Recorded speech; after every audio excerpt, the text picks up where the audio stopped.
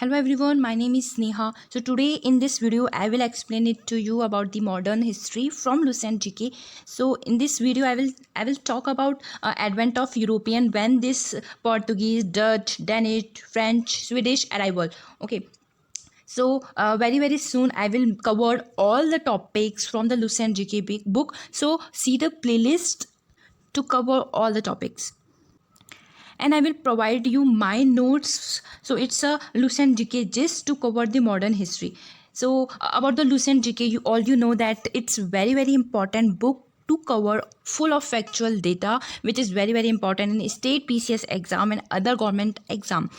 So let's see my notes first. So advent of European, advent का मतलब होता है arrival. So when these Portuguese, English, British will came. So first थे Portuguese, ठीक है. तो इनके headquarter Goa and Cochin है. One thing you should have to remember is the red one. So आपको इस रेड वन को याद रखना है. यदि आपको कोई पूछता है तो आपको पोर्तुगीज़ में आपको ये सब कुछ याद होना चाहिए. तो इन द 1498 में Vasco da Gama reach Calicut port and meet king Zamorin. और इसके लिए जब वो वास्को डी गामा पोर्ट पर आए, उनकी हेल्प किसने की थी? अब्दुल मलिक ने. अब्दुल मलिक थे, ये गुजरात के थे, और उन्होंने हेल्प की थी वास्को डी गामा की कैलिकट पोर्ट तक पहुंचने में, और उनको मिलवाया था जमुन नाम के राजा से. तो पोर्तुगीज़ बेसिकली जो आए थे वो ट्रेडिंग के लिए आए थे, क्योंकि इंडिया में बहुत ज़्यादा मसाले, बहुत सारे ट्रेडिंग के ऑप्शन थे. तो पोर्तुगीज़ ऐसे बेसिकली ट्रेडिंग के लिए. तो उन्हें फर्स्ट फैक्ट्री जो स्टेबलाइज की थी वो की थी कोचीन में, केरला में ही 1503 में. 1498 में वास्को डी गामा आए थे, ये याद रखना है, बहुत इंपॉर्टेंट है, ठीक है. द फर्स्ट फैक्ट्री और कैपिटल कहाँ स्टेबलाइज की थी? कोचीन में. कब? 1503 में. एंड जो फर्स्ट पोर्तुगीज़ गवर्नर आए थे, ये तो एक पर्सन थे, ठीक है. तो फर्स्ट पोर्तुगीज़ गवर्नर कौन थे? Francisco de Almeida. पूछते हैं कि फर्स्ट पोर्तुगीज़ गवर्नर कौन आए थे? तो Francisco de Almeida. Second Portuguese governor इसलिए इंपॉर्टेंट है अल्फांसो डी अल्बुबर्ग, क्योंकि उन्होंने बीजापुर राजा से गोवा को कैप्चर किया था. कब किया था? 1510 में. 1510 में इन्होंने क्या किया था? बीजापुर के राजा से गोवा को कैप्चर किया था. किसने? अल्बुबर्ग ने. इसलिए ये इंपॉर्टेंट है. और फर्स्ट गवर्नर कौन थे? Francisco de Almeida. Francisco de Almeida. अब गोवा कैप्चर किया था अल्बुबर्ग ने 1510 में. तो नीनो डी कून्हा एक और पोर्तुगीज से, जिन्होंने क्या किया था? कैपिटल को कोचिन से गोवा में कन्वर्ट कर लिया था. कब? 1530 में. एक सेंट जेवियर थे जो आए थे सूजा के साथ इंडिया. तो ये भी पूछ रहे थे कौन सा एक सेंट है जो इंडिया आया था किसी सूजा के साथ. कौन थे? Saint Xavier. So in the Portuguese, so Vasco da Gama जो पोर्तुगीज़ थे वो उन्होंने कैप ऑफ गुड होप है अफ्रीका में, वहाँ से वो कहाँ पर आए थे? इंडिया में आए थे. So he reach the port of Calicut, ठीक है. तो 1498 में वास्को डी गामा यूरोप से कैप ऑफ गुड होप से होते हुए इंडिया पर आए थे. इस कालीकट में वो किस किस से मिले थे? जमुरिन नाम के जो हिंदू रूलर थे कैलिकट पे, उनसे उन्होंने मीट किया था. एंड उन्होंने बहुत सारे ट्रेडिंग स्टेशंस बनाए थे, कैलिकट, कोचीन एंड कैनानूर. कोचीन क्योंकि उन्होंने की जो फर्स्ट फैक्ट्री थी वो कोचीन में थी, इसलिए पोर्तुगीज़ की जो फर्स्ट कैपिटल थी वो कोचीन थी. उसके बाद वो गोवा भी बन गई थी, ठीक है. तो पोर्तुगीज़ की दो कैपिटल थी, कोचीन एंड गोवा. क्यों? क्योंकि फर्स्ट पोर्तुगीज़ की जो कैपिटल थी, जो उन्होंने हेडक्वार्टर बनाया था, वो कोचीन था. And the second is the first governor of Vasco da Gama. So first governor of Portuguese was the Francisco de Almeida. उनकी policy the policy of blue water. And the second governor of Portuguese was Afonso de Albuquerque. जो Albuquerque था, उन्होंने policy of imperialism को start किया था. इन्होंने capture किया था Goa from the ruler of Bijapur in 1510. So 1510 के बाद जब उन्होंने गोवा को कैप्चर किया, उसके बाद क्या हुआ? नीनो डी कून्हा आए. उन्होंने क्या किया? उन्होंने गोवा को अपनी कैपिटल ट्रांसफ़र कर लिया. पहले कोचीन थी, उससे अब नीनो डी कून्हा ने कैपिटल ट्रांसफ़र कर लिया. कब? 1530 में. तो ये याद रखना है आपको. 1530 में उन्होंने नीनो डी कून्हा ने कोचीन से गोवा पोर्तुगीज़ की कैपिटल को बना दिया, ठीक है. और सेकंड थिंग, ये एक सेंट थे जेवियर नाम से, वो सूजा के साथ इंडिया आए थे. इस वाले पार्ट में ये है कि पोर्तुगीज़ की पावर कैसे ख़त्म हो गई, क्योंकि मुग़ल आ गए. उसके बाद क्या हुआ कि मराठाओं ने भी उनके जो पार्ट थे, जैसे सेलिसेट और बेसिन, उसको कैप्चर कर लिया. एंड तक 1961 तक फिर गोवा, दीव और दमन थे, वही पोर्तुगीज़ के पास से. तो इस तरह से पोर्तुगीज़ का बताया. सो नाउ हम डच, इंग्लिश और फ्रेंच को एक कंबाइंड फॉर्म में पढ़ेंगे, जिससे कि जो टाइम है, क्योंकि टाइम ही बहुत ज़्यादा इंपॉर्टेंट है आपको याद रखने के लिए कि डच पहले आए थे, इंग्लिश पहले आए थे या फ्रेंच. क्योंकि लूसेंट में क्या है, एक साथ सब कुछ लिखा हुआ है, डच के बारे में एक साथ, इंग्लिश के साथ एक साथ और फ्रेंच के. तो हमको एक कंपेरिजन फॉर्म में याद नहीं रहता है, तो मैंने इसको कंपेयर करके मेरे नोट्स में आपको बताया. आप इसे स्क्रीनशॉट भी ले सकते हो. सो फर्स्ट आए थे डच, सबसे पहले डची कौन आया था, कौन सा डची आया था, डे हस्मान 1596 में आए थे, लेकिन उन्होंने कोई फैक्ट्री स्टेबलाइज नहीं की थी, उनकी कोई कैपिटल नहीं थी, लेकिन 1605 में उन्होंने अपनी कैपिटल स्टेबलाइज की थी कहाँ, मसूलीपट्टनम में 1605 में। मतलब इंग्लिश मैन जो आए थे वो कौन थे, John Mildenhall, Englishman कौन थे, जॉन मिडन हॉल। कब आए थे, 1598 में। तो फर्स्ट आए थे डच, तो अब यदि हम देखते हैं तो पहले आए थे पोर्तुगीज़, फिर आए थे डच और फिर इंग्लिश, ठीक है। तो 1598 में कौन आए थे, जॉन मिडन हॉल। और इंग्लिश वालों ने सबसे पहले ईस्ट इंडिया कंपनी, जो बहुत ज़्यादा फेमस है और पूरी मॉडर्न हिस्ट्री इसी पर बेस्ड है, तो ईस्ट इंडिया कंपनी कब बनी थी, 1600 में, ये याद रखना जरूरी है। सो 1600 में इंग्लिश की जो ईस्ट इंडिया कंपनी थी वो स्टेबलाइज हुई थी। उसके बाद डचियों ने क्या किया, अपनी फर्स्ट फैक्ट्री मसूलीपट्टनम में स्टेबलाइज की। 1608 में कैप्टन हॉकिंस, ये याद रखना है, कैप्टन हॉकिंस जहांगीर से मिले थे कि भाई हम फैक्ट्री को स्टेबलाइज करना चाहते हैं सूरत में। उन्होंने परमिशन दे दी और उन्होंने सूरत में फैक्ट्री स्टेबलाइज भी कर ली। 1615 में क्या हुआ, सर थॉमस रे, वेरी वेरी इंपॉर्टेंट, कब आए थे, टाइम पूछ सकते हैं, 1615 में कौन आए थे और वो किससे मिले थे, जहांगीर से मिले थे। तो 1615 में सर थॉमस रे किससे मिले थे, जहांगीर से। क्यों मिले थे, क्योंकि उन्होंने बोला कि सूरत में तो हम फैक्ट्री स्टेबलाइज कर सकते हैं, लेकिन हमें other different parts of India में हमारी फैक्ट्री को स्टेबलाइज करना है। तो सर थॉमस रॉ की जो मीटिंग थी जहांगीर के थ्रू, वो सक्सेसफुल रही और बहुत सारे जो डिफरेंट पार्ट्स में इंग्लिश वालों ने क्या किया, अपनी फैक्ट्री को लगाया। It will be good if you remember the fort, who when where this fort build, okay. So 1633 में इंग्लिश जो पर्सन थे उन्होंने मद्रास में के चेन्नई में फोर्ट जॉर्ज नाम का एक फोर्ट बनाया। 1615 में क्या हुआ था, उन्होंने एक तो हुगली जो कि कोलकाता में है, वहाँ पर ट्रेड की परमिशन ली सूजा से, और 1651 में गोल्डन फरमान लिया गोलकुंडा के राजा से कि हम गोलकुंडा में राइट टू ट्रेड करेंगे। इस बीच में 1664 में फ्रेंच लोग आ गए जिन्होंने अपनी गवर्नमेंट कंपनी बनाई, और इस गवर्नमेंट कंपनी को बनाने का जो कॉबर्ट ने गवर्नमेंट कंपनी को बनाया। सो जैसे कि इंग्लिश की जो ईस्ट इंडिया कंपनी थी ये तो एक प्राइवेट कंपनी थी, बट फ्रेंच की जो कंपनी थी वो क्या थी, गवर्नमेंट कंपनी थी। और गवर्नमेंट कंपनी बनाई किसने थी, कॉबर्ट ने इसको बिल्ड किया था। 1668 में फ्रेंच ने क्या किया, 1668 में फ्रेंच था एक फ्रैंको कैरो ने क्या किया, सूरत में फैक्ट्री को बिल्ड किया। उसी भी 1668 में इंग्लिश वालों ने भी बॉम्बे में फैक्ट्री लगाई, और वहाँ के गवर्नर थे गैरोल्ड ओंगियार। तो गैरोल्ड ओंगियार को बोल सकते हैं कि उसने ही बॉम्बे बनाया था, ठीक है। वहाँ पर फैक्ट्री लगाना मतलब उसने बॉम्बे को ही बनाना, फेमस करना बॉम्बे को, वो गैरोल्ड ओंगियार ने किया था। 1673 में क्या किया, पौंडुचेरी में फ्रेंच का एक फोर्ट था, उसका नाम क्या था, फोर्ट लुई, और फोर्ट लुई बनाया था फ्रैंको मार्टिन ने। फ्रैंको मार्टिन ने फोर्ट लुई बनाया कहाँ पर, पौंडुचेरी में 1673 में। लेकिन 1698 में इंग्लिश वालों ने क्या किया, कोलकाता में फोर्ट विलियम, 1700 में जॉब चार्नोक ने क्या किया, कोलकाता में फैक्ट्री लगाई। सो सबसे पहले डची आए, फिर इंग्लिश आए, एंड देन फिर फ्रेंच आए। तो डची आए 1596, 1598, 1664। इन्होंने फैक्ट्री लगाने स्टार्ट कर दिया था 1608 से ही। उन्होंने 1608 में लगाई फैक्ट्री, 1633 में लगाई, 1651 में परमिशन ली, 1668 और 1698 में उन्होंने फैक्ट्री लगाई। कलकत्ता और बॉम्बे में सबसे लास्ट में लगाई है, ठीक है। फ्रेंच ने 1668 में फैक्ट्री लगाई और 1673 में पुडुचेरी में फैक्ट्री लगाई। सो यदि हम बोलते हैं कि डचियों का एंड कब हुआ था, एक 1759 में वेदरा का बैटल ऑफ वेदरा हुई थी 1759 में, और वहाँ पर डची लोग का एंड हो गया था, ठीक है। कौन कौन से यूरोपियंस का कहाँ पर रूल है, तो हम इसको ऐसे देख सकते हैं, ठीक है। सो इंग्लिश वालों का मद्रास मेन कैपिटल रहा है, ठीक है, उनकी कैपिटल मद्रास रही है, ठीक है। बॉम्बे भी रही है, कोलकाता फोर्ट विलियम में भी उन्होंने अपनी फैक्ट्री लगाई, तो यहाँ पर इंग्लिश लोग थे। फ्रेंच की बात करें तो फ्रेंच की सूरत में भी थी, और यहाँ पर कहाँ पर पौंडुचेरी में भी उन्होंने एक फोर्ट बनाया था फोर्ट लुई नाम से। तो यहाँ पर फ्रेंच लोग थे, मद्रास में कौन थे, इंग्लिश लोग थे, ठीक है। इन पोर्तुगीज़ की बात करें तो पोर्तुगीज़ सूरत में थे, दादर नगर की हवेली, दमन द्वीप, इनमें यदि आप बात करें तो पोर्तुगीज़ यहाँ पर थे। डच लोग की बात करें तो डच लोग मसूलीपट्टनम में ज़्यादा थे, ठीक है।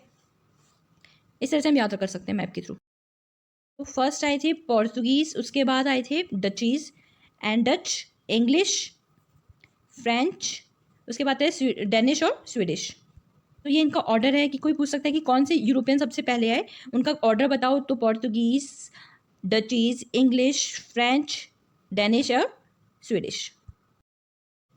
Now I will explain to you from Lucent GK. So Dutch, the company of the Dutch is formed in 1602. जो कंपनी फॉर्म हुई थी 1602, but the first factory of Dutch is in Masulipatnam in the 1605 in Masulipatnam, okay. And the other company like Chinsurah 1653 यहाँ पर explain किया हुआ है, but it's not that important. Masulipatnam 1605, सूरत 1660, बीलीपट्टनम 1654, कराईकल, चिंसुरा, कासिम बाजार, बालानागुर, पटना, बालासोर, नेगापट्टनम, यहाँ पर फैक्ट्रीज लगाई 1615 में, कोचिन में 1663 में। सो पहली याद रखनी है डच की फैक्ट्री थी मछलीपट्टनम में 1605 एंड चिंसरो बंगाल वाली याद रख सकते हैं 1653 में उन्होंने फैक्ट्री लगाई। The Dutch replaced the Portuguese as the most dominant power in European trade with the East, including India. Pulicat was the main center in India till 1690. After Negapatnam replaced it. The Dutch conceded to English after their defeat in Vedra, Battle of Vedra in 1759. So Dutch का end हुआ था किसमें? Battle of Vedra में 1759 में. Now I will talk about English. So English man जो first आए थे वो थे जॉन मिडन हॉल 1598 या 1599 में आए थे। उन्होंने जो मर्चेंट थे, क्योंकि एक मर्चेंट थे, मर्चेंट की जो एक कंपनी थी उन्होंने ईस्ट इंडिया कंपनी बनाई थी, जो कि एक प्राइवेट कंपनी है क्योंकि प्राइवेट के थ्रू बनाई गई थी। ये बनाई गई थी 1600 में। ओके 1608 या 1609 में कैप्टन हॉकिंग्स जहांगीर से मिले। उन्होंने परमिशन मांगी कि हमें सूरत में फैक्ट्रीज़ को ओपन करना है, तो उनको परमिशन मिल गई और सूरत में उन्होंने फैक्ट्री लगाई। और ये फैक्ट्री उन्होंने 1613 में लगाई थी, ठीक है, 1608 में नहीं लगाई थी। 1608 में परमिशन ली थी और 1613 में उन्होंने फैक्ट्री लगाई थी। 1615 में सर थॉमस रे आए थे। 1615 में इंपॉर्टेंट है, कब आए थे? 1615 में। और वो जहांगीर से कोर्ट में मिले थे और उन्होंने क्या बोला कि हमें different parts of the empire में फैक्ट्री को लगाने के लिए हमें परमिशन चाहिए, तो उन्होंने परमिशन दे दी थी। और 1633 के आसपास उन्होंने काफ़ी फैक्ट्री लगाई थी। जैसे फैक्ट्री में आपको मिल जाएगा 1633 में उन्होंने मद्रास में फोर्ट जॉर्ज नाम से उन्होंने फोर्ट बनाया था। एंड उसके बाद उन्होंने 1665 के 1677 के आसपास 1678 के आसपास गेरोल्ड ओंगियार जो थे वो फर्स्ट गवर्नर बने थे, तो उन्होंने बॉम्बे में भी फैक्ट्री स्टेबलाइज की थी। 1698 1619 ये ऐसी राउंड फिगर में है कि जॉब चार्नॉक ने कोलकाता में फैक्ट्री स्टेबलाइज की थी, ठीक है। नाउ फ्रेंच आए एंड देन फ्रेंच ने एक कंपनी स्टेबलाइज की, फ्रेंच ईस्ट इंडिया कंपनी 1664 में स्टेबलाइज की थी। और किसने की थी? कॉबर्ट ने। उन्होंने ये अपनी कंपनी बनाई। उसके बाद उन्होंने फैक्ट्री जो लगाई थी, फर्स्ट फैक्ट्री थी फ्रेंच की, वो थी सूरत में। और किसने लगाई थी? फ्रैंको कैरोन ने क्या किया था? 1664 में सूरत में अपनी फैक्ट्री को स्टेबलाइज किया। उसके बाद उन्होंने अदर फैक्ट्री लगाई थी, जैसे फोर्ट बनाया था एक, उन्होंने फोर्ट लुई नाम से एक फोर्ट बनाया था, जो कि कहाँ बनाया था? पौंडुचेरी में बनाया था। ये यहाँ पर नहीं, आपको स्पेक्ट्रम में ये भी मिलेगा क्योंकि ये लूसेंट नहीं है, वाली चीज़ नहीं लिखी हुई है। द अराइवल ऑफ डुप्लेक्स और फ्रेंच गवर्नर जो थे 1742 में, डुप्लेक्स जो फ्रेंच गवर्नर थे वो यहाँ पर इंडिया में आए थे। तो ये भी इंपॉर्टेंट है कि 1742 में फ्रेंच गवर्नर कौन थे? डुप्लेक्स, वो आए थे। So you can see there are many countries from Europe came into India and want to trade with India. So you can see the war between them. So the Karnataka war, the Vedra battle, you can also see that. Okay. So first I will explain this battle from my notes. So first the Karnataka war जो हुई थी 1746 से 1748 में, और किन के बीच में हुई थी? इंग्लिश और फ्रेंच के बीच में। तो ये इंग्लिश और French is the main centre point, क्योंकि डचेस का जो एंड होगा वो तो वेदरा में हो जाएगा, लेकिन फ्रेंच और इंग्लिश के बीच में कर्नाटका वॉर हुई थी, ठीक है। तो इंग्लिश में कौन थे? बार्नेट थे, और फ्रेंच में कौन थे? डुप्लेक्स थे, जो कि 1742 में इंडिया आ गए थे। उनकी हेल्प की थी लाबुर्दिन ने, ठीक है। सो जब ये इनके बीच में बैटल हुई तो डुप्लेक्स जीत गए थे, ठीक है। सो उनके बीच में ट्रीटी हुई थी एक्स लॉ शॉपेल की, और इस एक्स लॉ शॉपेल में क्या हुआ था कि जो मद्रास है वो जो मद्रास इनसे ले लिया था डुप्लेक्स ने, वो मद्रास वापस किसको दे दिया था? इंग्लिश को दे दिया था। इस तरह से ट्रीटी होती है कि जो आपसे छीना है वो आपको दे दिया जाए, या किसी नेगोशिएशन के थ्रू वॉर को एंड किया जाता है ट्रीटी में। सेकेंड कर्नाटका वॉर हुई थी 1749 से 1754 कर्नाटका में और हैदराबाद में। तो कर्नाटका में कौन थे? दो राजा, अनवरुद्दीन और चंदा साहिब। तो चंदा साहिब का साथ देता है डुप्लेक्स ने, इसलिए ये सेकंड कर्नाटका वॉर जीत गए थे। और हैदराबाद में नासिर जंग थे और यहाँ पर थे मुजफ्फर जंग, ये गलती से लिख दिया मैंने, मुजफ्फर जंग, ठीक है। मुजफ्फर जंग थे, उनको साथ दिया था डुप्लेक्स ने, इसलिए मुजफ्फर जंग भी जीत गए थे, ठीक है। सेकंड कर्नाटका वॉर में बेसिकली जीता कौन? फ्रेंच जो फ्रेंच का साथ दे रहे थे वो लोग जीत गए थे। लेकिन आए उसके बाद क्या हुआ? रॉबर्ट क्लाइव आए और उन्होंने क्या किया? डुप्लेक्स को हरा दिया, ठीक है। सो इस तरह से ट्रीटी होती है पौंडुचेरी गोडेहू की ट्रीटी, जिसमें रॉबर्ट क्लाइव क्या करते हैं? डुप्लेक्स के साथ ट्रीटी कर लेते हैं, और रॉबर्ट क्लाइव जो डुप्लेक्स से लेते हैं वो डुप्लेक्स को वापस कर देते हैं। थर्ड कर्नाटका वॉर जो वॉर हुई थी वो 1754 से 1759 के बीच में हुई थी, और इसको हम बैटल ऑफ वांडीवॉश भी कहते हैं। Very very important. Battle of Wandiwash कब हुई थी? 1754 से लेकर 1759 में। ये किस किस बीच में हुई थी? इंग्लिश और फ्रेंच के बीच में। तो इंग्लिश में कौन थे? आर्नेट, और फ्रेंच में थे लल्ली, ठीक है। तो इनके बीच में हुई थी और आर्नेट लास्ट वाले वॉर में जीत जाते। तो थर्ड कर्नाटका वॉर तक आते आके फ्रेंच का भी क्या हो जाता है? एंड हो जाता है। यहाँ ट्रीटी ऑफ पेरिस होती है, और जो आर्नेट जीतता है और जो भी फ्रेंच की चीज़ें लेता है वो फ्रेंच को वापस कर देता है, लेकिन फ्रेंच यहाँ से पूरा सामान लेकर चले जाते हैं। मतलब पूरे तरह से फ्रेंच का एंड हो जाता है और सेंटर में कौन रहता है, अब इंग्लिश रहते हैं सब। अब इंग्लिश का एंड हो गया है, मतलब इंग्लिश ने डच को हरा दिया है, फ्रेंच को हरा दिया है। इंग्लिश क्या करते हैं और ज़्यादा अपने अपने एम्पायर को एक्सपेंड करते हैं। तो इनका एम्पायर एक्सपेंड होता है फर्स्ट बंगाल से। क्या होता है, बंगाल में थे, बंगाल के गवर्नर थे मुर्शिद कुली खां, ठीक है। मुर्शिद कुली खां की जो कैपिटल थी मुर्शिदाबाद थी, ठीक है। तो ट्रीटी ऑफ, तो उसके बाद क्या हुआ, जो उनके जो सक्सेसर थे वो बंगाल में रहते हैं और वहाँ पर ट्रीटी ऑफ अलीगढ़ होती है, जहाँ पर ब्रिटिश की पूरी डिमांड को फुलफिल किया जाता है। कब, 1757 में। 1757 में क्या होता है, ट्रीटी ऑफ अलीगढ़ होती है। वहाँ पर उस समय बंगाल के गवर्नर कौन थे, सिराजुद्दौला, ठीक है। वो कलकत्ता के या बंगाल के बोलो, कौन थे, सिराजुद्दौला थे। और उनके साथ ट्रीटी ऑफ अलीगढ़ होती है और सारी बैटल्स को, ब्रिटिश की जितनी भी डिमांड को फुलफिल कर लिया जाता है। लेकिन ये किसी भी गवर्नर को या फिर वहाँ के राजा को ये अच्छा नहीं लगेगा, तो वहाँ पर बैटल हो जाती है। तो बैटल ऑफ प्लासी कब होती है, 23 जून 1757 को। किसके बीच, रॉबर्ट क्लाइव जो कि क्या है, इंग्लिश पर्सन है, और किसके बीच, सिराजुद्दौला जो कि बंगाल गवर्नर होता है किसका, कलकत्ता का। लेकिन रॉबर्ट क्लाइव जीत जाता है, क्यों, क्योंकि उसको बिट्रे करने वाले और रॉबर्ट क्लाइव का साथ देते हैं कौन, मीर जाफर, मनिक चंद, अमीर चंद और जगत सेठ। ये सब सिराजुद्दौला का साथ ना देखकर रॉबर्ट क्लाइव का साथ देते हैं। रॉबर्ट क्लाइव प्लासी का बैटल है वो जीत जाते हैं। और कब होता है प्लासी का बैटल, ये इंपॉर्टेंट है, 23 जून 1757 के बीच। किसके बीच, रॉबर्ट क्लाइव एंड सिराजुद्दौला। अब बंगाल को जीतने के बाद, कलकत्ता के गवर्नर को हराने के बाद क्या होता है, नेक्स्ट बंगाल का गवर्नर बनता है मीर जाफर, क्योंकि मीर जाफर ने बिट्रे किया था और रॉबर्ट क्लाइव का साथ दिया। तो रॉबर्ट क्लाइव क्या करता है, मीर जाफर को बंगाल का गवर्नर बना देता है। उसके बाद वहाँ के जो सन थे, मीर जाफर की सन इन लॉ थे मीर कासिम, वो बाद में क्या बनते हैं, बंगाल के गवर्नर बनते हैं। वो क्या करते हैं, मुर्शिदाबाद, मुर्शिद कुली खान ने जो बंगाल की कैपिटल थी मुर्शिदाबाद, उसको मीर कासिम क्या करते हैं, मुर्शिदाबाद से मुंगेर कर देते हैं। तो बंगाल की कैपिटल बन जाती है मुंगेर। और वहाँ पर क्या करते हैं, मीर कासिम क्या करते हैं, मुंगेर को अपनी कैपिटल बना लेते हैं और है ना दस्तक का जो यूज़ होता है उसको अपोज करने लग जाते हैं। वो ब्रिटिश का अपोज करते हैं। इसलिए क्या होता है, बैटल ऑफ बक्सर होती है। बैटल ऑफ बक्सर होती है 22 अक्टूबर 1764 में।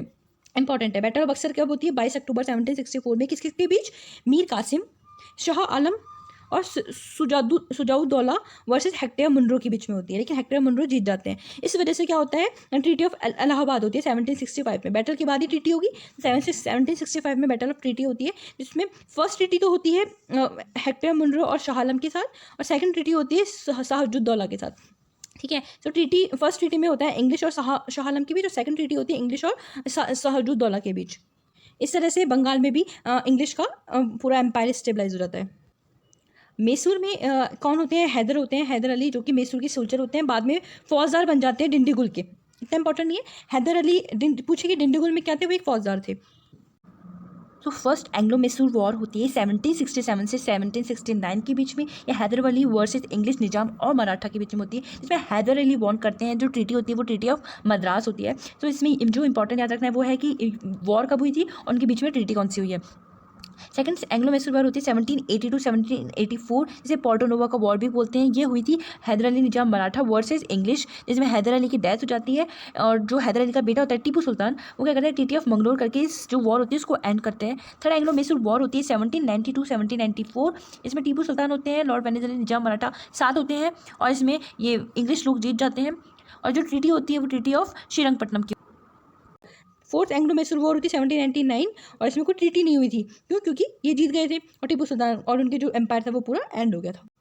सो जो मैंने नोट्स में एक्सप्लेन किया वो ये है, expansion of British rule. Bengal में कौन होते हैं, मुर्शिद कुली खां, जो कि बंगाल के गवर्नर होते हैं, और उनकी कैपिटल होती है मुर्शिदाबाद। सुजाउद्दीन होते हैं जो उनके सन इन लॉ होते हैं मुर्शिद कुली खान के। सरफराज खान होते हैं जो कि डिप्यूटी गवर्नर होते हैं बिहार के। अलीवर्दी खान होते हैं, अलीवर्दी खान भी होते हैं।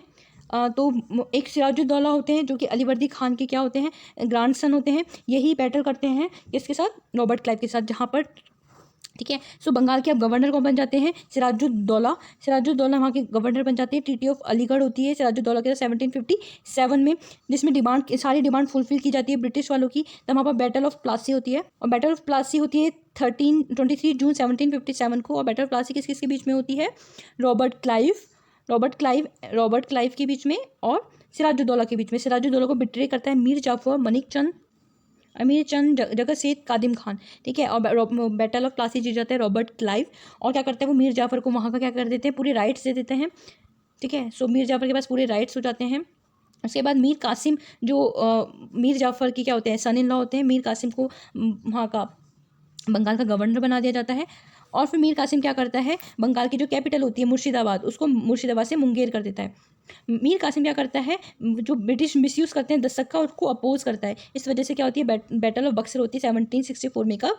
22 अक्टूबर 1764 को बैटल ऑफ बक्सर होती है। इस बैटल ऑफ बक्सर में मीर कासिम का साथ देते हैं सिराजुद्दौला शाह आलम सेकंड, जो कि हेक्टर मुनरो को डिफीट करते हैं। लेकिन हेक्टर मुनरो को से फाइट करते हैं, लेकिन हेक्टर मुनरो क्या करते हैं, इनको डिफीट कर देता है। और क्या होता है, मीर जाफ़र वापस से गद्दी पर आ जाता है। ठीक है, और अब क्या होता है, ट्रीटी ऑफ इलाहाबाद होती है 1765 में। और ये ट्रीटी फर्स्ट इलाहाबाद ट्रीटी होती है वो शाह आलम सेकंड के साथ, और सेकंड इलाहाबाद ट्रीटी जो होती है वो होती है सिराजुद्दौला के साथ। बंगाल में इंग्लिश मैन आ गए थे, इसलिए उनकी दीवानी राइट्स और निजाम राइट्स किसके पास है, गवर्नमेंट वो ईस्ट इंडिया कंपनी के पास है। तो कंपनी क्या करती है, वहाँ पर ड्यूल गवर्नमेंट स्टेबलाइज कर देती है। लेकिन जो डायरेक्ट एडमिनिस्ट्रेशन और रेवेन्यू कलेक्शन होता है वो उनके पास नहीं होता है। वॉरेन हेस्टिंग्स जो होते हैं 1772 में क्या करते हैं, बंगाल में वो जो ड्यूल गवर्नमेंट है उसको हटा देते हैं, क्योंकि वॉरेन हेस्टिंग्स वहाँ के क्या होते हैं, गवर्नर जनरल बन जाते हैं बंगाल के, इसलिए ड्यूल गवर्नमेंट वहाँ की हट जाती है। ये दीवानी राइट्स और निजाम राइट्स सारे हट जाते हैं, और वॉरेन हेस्टिंग्स क्या करते हैं, ड्यूल सिस्टम को, जो कंपनी ऑफ ड्यूल सिस्टम होता है उसको हटा देते हैं। अब बंगाल में इंग्लिश लोगों का एम्पायर स्टेबलाइज हो गया था। अब मैसूर में क्या होता है, हैदर अली होते हैं जो कि सोल्जर होते हैं कहाँ के, मैसूर के, लेकिन वो फौजदार बन जाते हैं डिंडीगुल के। ठीक है, वहाँ पर डिंडीगुल में वो में एक तोप खाना होता है, उसको स्टेबलाइज करते हैं मॉडर्न। ठीक है, फर्स्ट एंग्लो मैसूर वॉर 1667 से 1769 के बीच में होती है। यह हैदर अली और किसके बीच में होती है, ब्रिटिश के बीच में होती है। यहाँ पर ट्रीटी ऑफ मद्रास होती है। और क्या बोलते हैं, सेकंड एंग्लो मैसूर जो वॉर होती है वो 1780 से 1784 के बीच में होती है। ये भी किस के बीच में होती है, हैदर अली और इंग्लिश के बीच में होती है। और इंग्लिश कौन होते हैं, वॉरेन हेस्टिंग। और यहाँ पर क्या होती है, ट्रीटी ऑफ मंगलोर होती है, क्योंकि इस सेकंड एंग्लो मैसूर वॉर में क्या होता है कि ये ना हैदर अली किसके साथ होता है, निजाम और मराठाओं के साथ होता है, और ये आरकूट को कैप्चर कर लेते हैं। आरकोट को कैप्चर कर लेता है, जो कि कर्नाटका की कैपिटल होती है। हैदर अली क्या होता है, पोर्टोनोवा के बैटल में डिफीट हो जाता है, वहाँ पर उसकी डेथ हो जाती है। सो क्या होता है, सेकंड एंग्लो मैसूर वॉर में जैसे हैदर अली की डेथ होती है, टीपू सुल्तान आते हैं। और टीपू सुल्तान क्या करते हैं, सेकंड एंग्लो मैसूर वॉर को एंड करने के लिए ट्रीटी ऑफ मंगलोर करते हैं 1784 में। थर्ड एंग्लो मैसूर वॉर होती है, वहाँ पर ट्रीटी होती है, श्रीरंगपट्टनम की ट्रीटी होती है। इसमें क्या होता है, टीपू सुल्तान क्यों क्या कर ले, टीपू सुल्तान और जो ब्रिटिश कॉर्नवालिस होती है उसके बीच में ट्रीटी ऑफ श्रीरंगपट्टनम की ट्रीटी होती है। फोर्थ एंग्लो मैसूर वॉर 1799 में होती है। और इसमें क्या होता है, लॉर्ड वेलिजली टीपू सुल्तान पे अटैक करते हैं, उनकी डेथ हो जाती है। तो इस तरह से मैसूर पर भी ब्रिटिश एम्पायर स्टेबलाइज हो जाता है। पंजाब की बात करते हैं यार, टीपू सुल्तान की क्या इंपॉर्टेंस रही है मैसूर में वो बताया है। Tipu Sultan was the only Indian ruler who has understood the importance of economic strength as a foundation of military strength. Tipu stabilise the embassies to France, मतलब ये बाहर भी उन्होंने अपनी एम्बेसी स्टेबलाइज की थी, कहाँ पर, फ्रेंच में, टर्की में, ईरान में, पेगू में उन्होंने फॉरेन ट्रेड डेवलप किया था। Tipu planted tree of liberty at his capital Srirangapatnam and become a member of Jacobin club. आता है कि टीपू सुल्तान के लिए कुछ 2-3 लाइनें लिखनी है, तो ये टीपू यूपीएससी के लिए इंपॉर्टेंट है। पंजाब में बात करते हैं, पंजाब में भी क्या होता है, जो ब्रिटिश है उनका एम्पायर स्टेबलाइज होता है। तो गुरु गोबिंद सिंह थे the 10th and the last guru of the Sikh, transformed the religious sect into a military brotherhood. In the confusion and the disorder that followed the invasion of Nadir Shah and Ahmad Shah Abdali, the Sikh increased their military strength and became a strong power. Maharaja Ranjit Singh, he was the greatest ruler of his time and founder of Sikh rule in the Punjab. Born in 1780 at Gujranwala, he occupied Lahore in 1799. Made it his capital, he conquered Amritsar, occupied Ludhiana, and after it's not that important. आप ये कह सकते हो कि first Anglo Sikh war कब हुई थी, 1845 से 1866 में। और यहाँ पर कौन सी ट्रीटी हुई थी, ट्रीटी ऑफ लाहौर। ट्रीटी में क्या होता है कि जो सर जो हेनरी लॉरेंस से उनको वहाँ का फर्स्ट रेजिडेंट बना दिया जाता है। ठीक है, और सेकंड एंग्लो मैसूर वॉर में जॉन लॉरेंस से वहाँ के फर्स्ट कमिश्नर ऑफ पंजाब बने थे। इस तरह से बंगाल में, मैसूर में, पंजाब में भी क्या होता है, इंग्लिश लोगों का एम्पायर स्टेबलाइज हो जाता है।